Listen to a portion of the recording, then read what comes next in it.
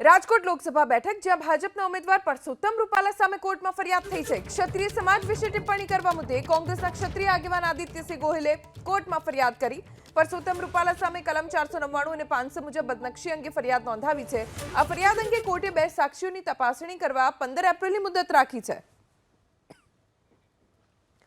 ક્ષત્રિય સમાજ વિશે પરસોત્તમ રૂપાલાએ જે નિવેદન આપ્યું ત્યારબાદ જમીન ઉપર તો વિરોધ થઈ જ રહ્યો છે, પણ હવે મામલો કોર્ટ સુધી પણ પહોંચ્યો છે। પરસોત્તમ રૂપાલાની સામે કોંગ્રેસ ક્ષત્રિય આગેવાન આદિત્યસિંહ ગોહિલે કોર્ટમાં ફરિયાદ કરી।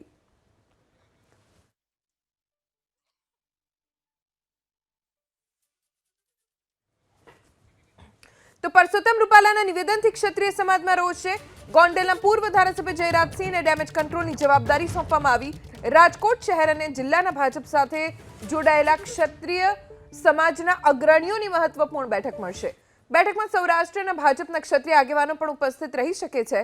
ગોંડલ પાસે આવેલા જયરાજસિંહ જાડેજાના ફાર્મ હાઉસમાં આ બેઠકનું આયોજન છે। બેઠકમાં શું નિર્ણય રહેશે તેના ઉપર સૌની નજર રહેશે। હવે ડેમેજ કંટ્રોલની કવાયત જયરાજસિંહ જાડેજાએ શરૂ કરી દીધી છે। ફાર્મ હાઉસમાં એક બેઠકનું પણ આયોજન કરવામાં આવ્યું છે, જેમાં રાજકોટ શહેર જિલ્લા ભાજપના આગેવાનો ઉપસ્થિત રહેશે અને ક્ષત્રિય સમાજના આગેવાનો પણ આ બેઠકમાં હાજર રહેવાના છે। અગાઉ પરસોત્તમ રૂપાલાએ જે નિવેદન આપ્યું હતું તેને લઈને તેમણે માફી પણ માંગી લીધી છે, પણ ક્ષત્રિય સમાજ અને કોંગ્રેસ તરફી જે ક્ષત્રિય આગેવાનો છે તેઓ આ મુદ્દાને શમવા દેવા નથી માંગતા।